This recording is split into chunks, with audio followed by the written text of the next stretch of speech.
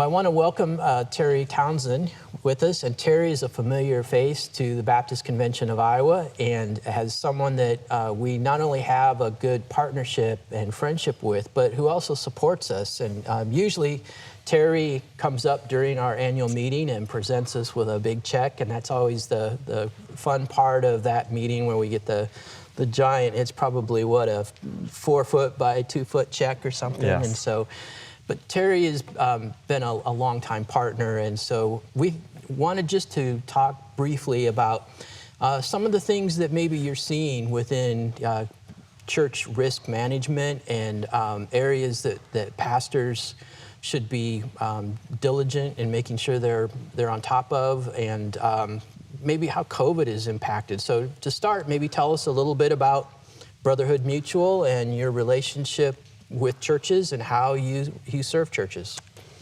As Chris said, my name is Terry Townsend. The name of our agency is American Church Group of Iowa.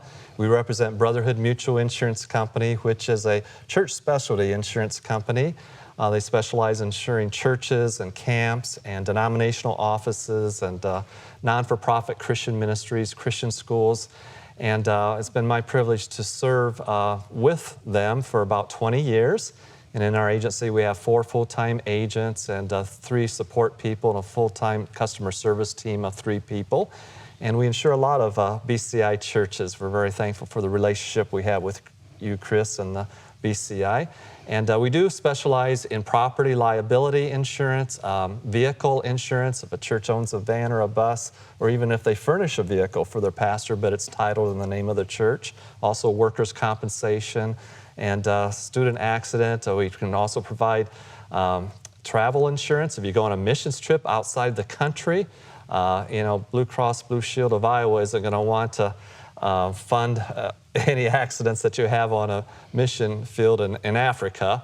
So, but we can provide medical coverage, we can provide liability coverage, even some property coverage, and other things that happen to missions teams. You wouldn't believe it, but some missions teams get themselves into a heap of trouble in other countries. They might be passing out Christian literature and get incarcerated in an Islamic country or whatever, and they need some help, or the kidnap and ransom, those kinds of things. So we can provide those kinds of products for our customers. So as you have observed COVID this year and the impact, are there any things from a risk management perspective that you have seen that churches should be aware of as they deal with the consequences of COVID? That's a great question, Chris. A lot of churches and customers have been very concerned about how to deal with the coronavirus this year, and frankly, I don't envy a pastor's job this year. It's been quite a challenge to navigate through that whole thing. Brotherhood Mutual has, on a weekly and sometimes even a daily basis, provided a lot of resources on their website, www.brotherhoodmutual.com. In fact, if you just go to that website, there'll be a direct link immediately to COVID-19 resources. But a lot of churches and pastors are trying to balance, because within your church you're going to have all kinds of different viewpoints about coronavirus and whether it's dangerous or not dangerous, whether they should wear a mask, shouldn't wear a mask, and try to please all the people. That's a real challenge for churches and Christian ministries. We do want churches to provide a safe environment in every area. And so the more that you can make your ministry and your facilities safe and healthy and abide by recommendations of the CDC and all those kinds of things, we encourage that. The nice thing about churches is there's a very low level of liability. It doesn't mean there isn't any liability, but people volunteer to attend church services. They aren't necessarily required to attend or paid to attend or work or anything like that. And so a lot of the liability falls on the individual people, whether they decide to attend a certain church or not. But we do encourage churches to provide safe, sanitary facilities for their main worship ministries as well as their children's ministries. And that kind of just leads into just some general risk management practices of making sure you have safe facilities, making sure you have proper supervision. We encourage churches, some churches still hesitate to do background screening of their youth ministry workers, and we can help churches facilitate that, or develop your own plan of screening youth workers and ministry workers, Sunday school teachers. That's real important. Safe and secure facilities also mean just being aware of people that are in your services, new people, you need to have your ushers and your trustees and your greeters trained to just be observant. And we also have helped churches develop safety and security teams. That's a big need today, because honestly, you know, there's probably two areas where you see a lot of mass shootings in schools and churches. And so I think just what you said it illustrates perfectly that you don't need to have armed guards standing at your door. You just need to have people that are vigilant and aware of what's going on in their surroundings, and then a few people that are trained and prepared to intercede in a situation like that. And if I was a pastor of a small church, and I don't have a business administrator and staff that takes care of this, what would be one of the top things that you would say to me from a risk management? You take care of this first, and then let's work on the other. But what's the top thing that you would say as a church you need to take care of this for risk management? Well, believe it or not, slips and falls are the #1 claim that our company receives every year. People just tripping or slipping on the ice or snow, or a wet spot in the bathroom, or walking up steps, walking from the parking lot up over the curb, and just to identify walking paths. Believe it or not, that is real important, and just to provide a safe environment that way. I would encourage churches to really focus upon youth ministries and making sure that you can have multiple adults involved in youth ministries. I think that's a real risk.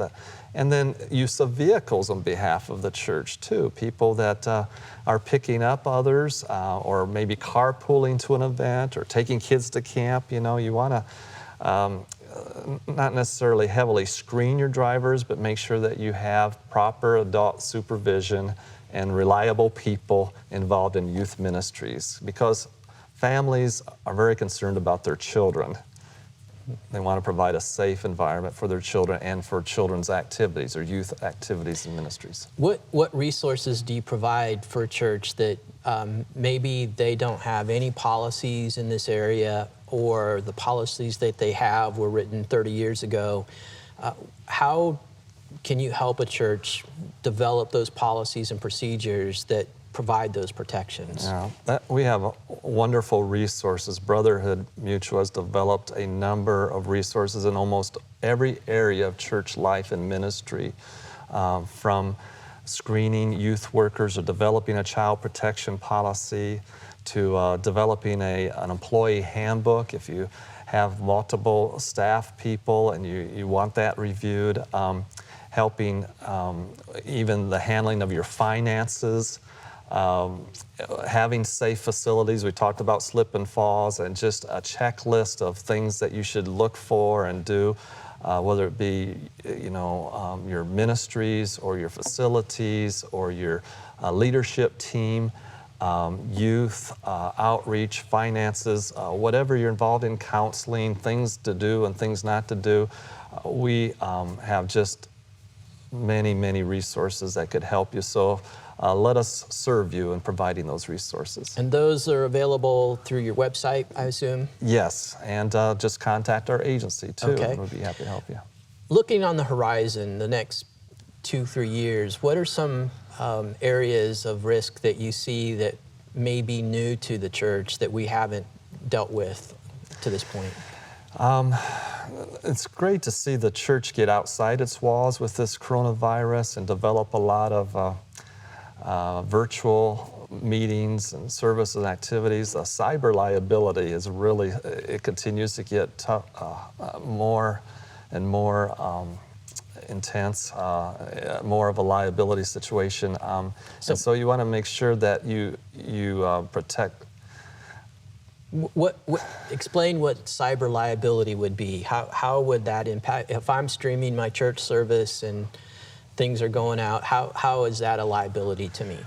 Well, what you say and what you preach and what you teach, if somebody takes offense to that, you want to make sure that you have coverages that would protect you in your religious convictions and beliefs and philosophies. Also, the information, confidential information that you might have in your computer systems in your church, they can be hacked and stolen, and then you can obtain viruses. So how are you going to rebuild and regain what you've lost? That's an issue. Just making sure that you also have permission in publishing things on your website, pictures or events that involve people. So you would not think of that, but some people are offended or don't like their information being broadcast over the internet. And so cyber liability has a lot. People will wire money, and that money can be stolen.